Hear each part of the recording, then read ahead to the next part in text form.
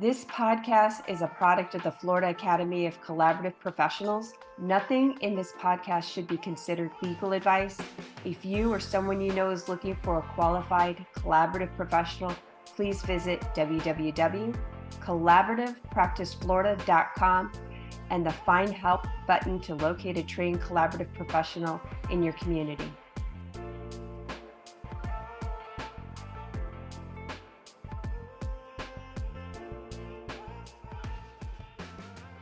Hi, Tammy. It's nice to have you on the FIC podcast this morning. You are a licensed mental health counselor and described as you run a practice group called My Counseling Connections, and you've been practicing since 2003. Yeah. And throughout your career, you've specialized in working with severe and persistent mentally ill teens and their families who present themselves with a range of mental health issues, including self-harming behaviors, addiction, depression, other mood disorders, anxiety, personality disorders, and relationship issues. And you've acquired many certifications and specialized training over the years, including dialectical behavior therapy. So welcome to the podcast today.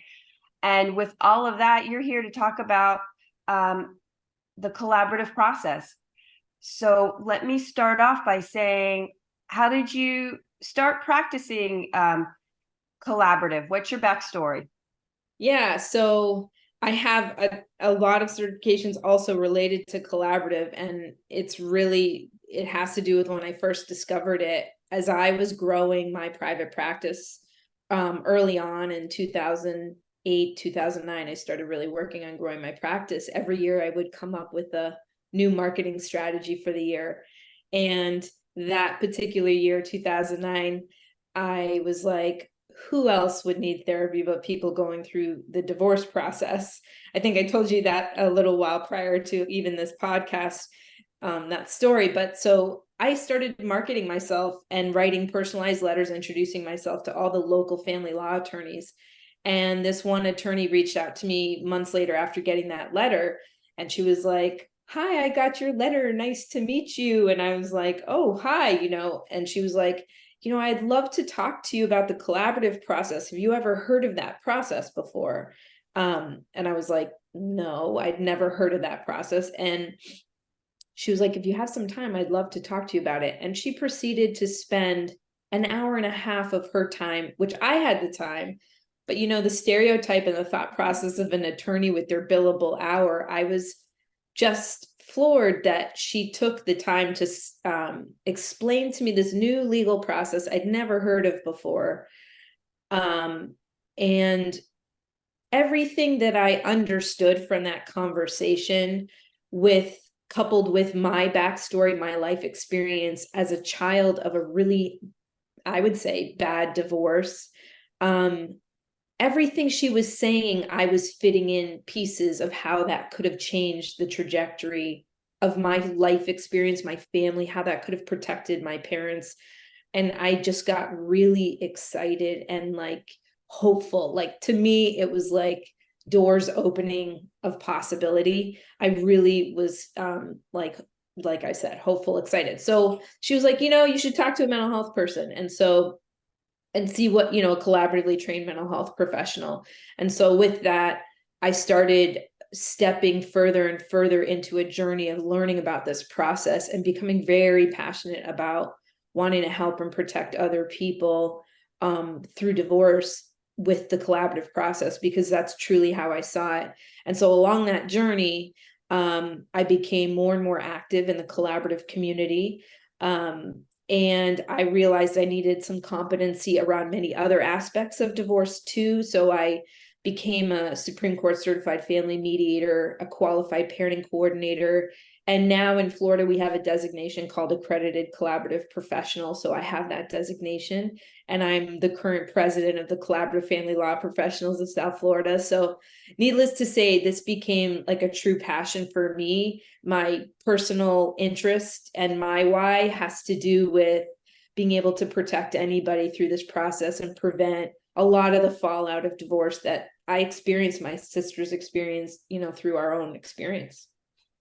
So when you work with families, particularly families with children, why does the collaborative process work so well? How is that different from other processes? It's so different I from know, but please tell everyone I how. will. I will. So from my vantage point, it's unlike any other process available to a family because I've had a ton of training in collaborative and like I said, a lot of years of investment just learning from others. And one of the places I'm at right now in my clarity of collaborative is that it affords a family the greatest protection over the efforts and approach of the professionals they use to help them navigate through divorce. Mediation is an out of court process in a way, but it's still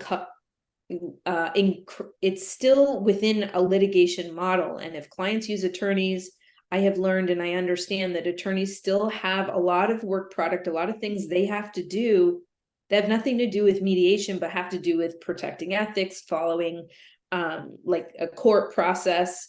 They have to prepare for trial even though they are not going to trial. That's what I've learned. Okay, I'm not an attorney, so I'll qualify it just with everything But you're correct. You're spot on. so the approach is very different, and the clients, the spouses, the parents, they can't guarantee, and especially with the breakdown of a relationship, there's often the breakdown of communication and trust. They can't guarantee that their spouse is going to onboard and choose the right kind of attorney for the sake of protecting their family. They've got differing needs and like senses of what they're threatened by and what they're going to focus on and find. So like in an outside collaborative process, they can't guarantee that they're going to have the full package attorney that's going to focus on all the pain points of a divorce, which is wanting to maintain as much peace as possible, wanting to be as efficient and cost effective as possible. You don't have that guarantee from both. You can do it for yourself and you can find your own best amazing attorney. But then if your spouse gets somebody completely different and you're out of the collaborative process, you can't afford that. So what did you ask me? What I know I go off track, but I can't help it. There's so much to say. So if you're in a family going through this, and particularly if you have children, so Yeah. how does the collaborative process protect the children versus if you were doing the traditional that people have been doing forever, litigation? How does collaborative protect your children? Yeah. So sorry, long story to the punchline is that in a collaborative process, you have the greatest potential for maintaining peace and avoiding as much conflict, unnecessary, and some conflict. Some conflict you can't get away from no matter what, but avoiding as much conflict as possible. And when the spouses have that support around them to keep things as cool and as reasonable and as solution focused as possible, that means that they're going to do the best they can through a very tough time. And when parents do well, kids do well. Kids are at the mercy of how their parents are doing. And so just by that fact, children benefit from the process parents choose in navigating a very difficult situation of divorce. So that's like fundamental. That's number one, how they do it. Number two is that in the collaborative process, although not required by law in Florida, I don't know if it's required anywhere by law to have a facilitator. It is still the culture of the collaborative process to include a facilitator, which is typically a licensed mental health professional. And so you have that person in the infrastructure of the process that is trained, clinically trained, as well as trained a lot around human development, child-focused needs. And so you have this person within the process that always has a beat on what's happening for the kids and how to help protect the kids. So that's another piece, like that's just an incredible benefit to the collaborative process. And that's your role, correct, Tammy? I know that you're the facilitator.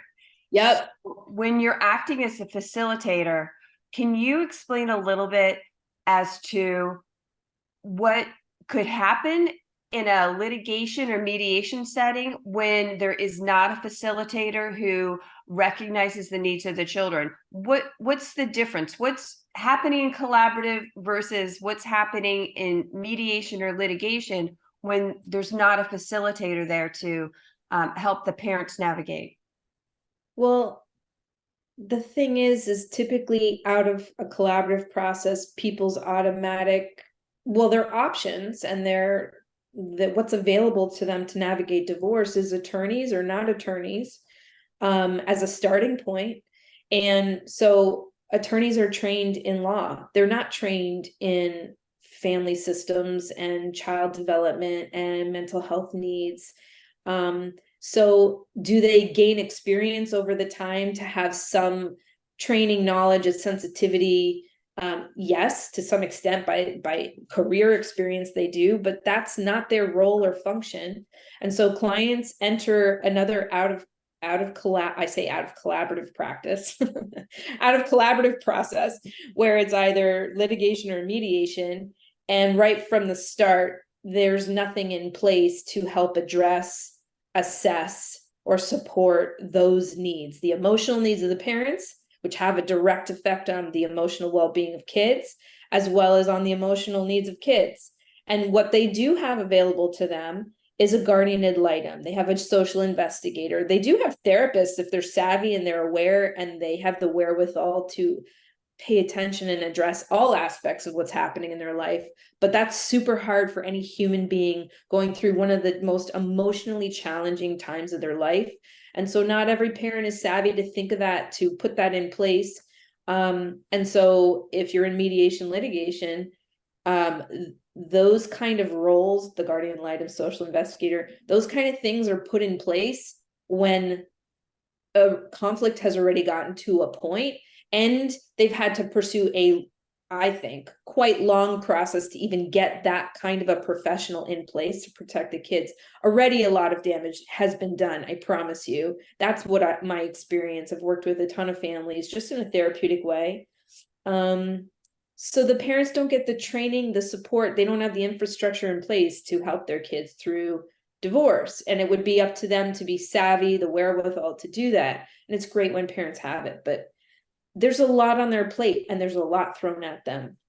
Can you give some tips or as to how parents should interact with their children, regardless of age, during the divorce process?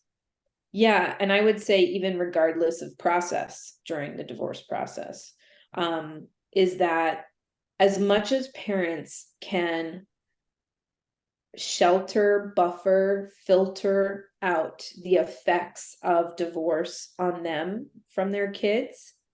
And when I say the effects of divorce, I'm talking about shock, sadness, grief, anger, resentment, just all kinds of intense emotions that may come up for parents in going through a breakup, and also in feeling threatened in terms of their financial and just like life security.